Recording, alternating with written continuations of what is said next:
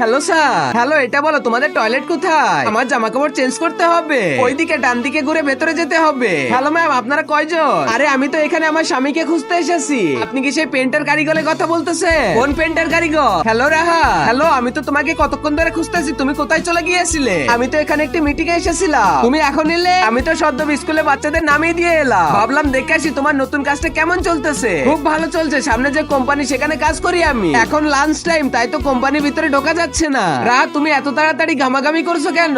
সত্যি বলতে আমার স্বামী সবে একটা মিটিং শেষ করে ফিরেছে, আমি খাবার অর্ডার করে দিয়ে আসতেছি। আপনার সাহায্যের জন্য ধন্যবাদ। আপনি আপনার কাজের ব্যাপারে আপনার স্ত্রীকে বলতেছেন না কেন?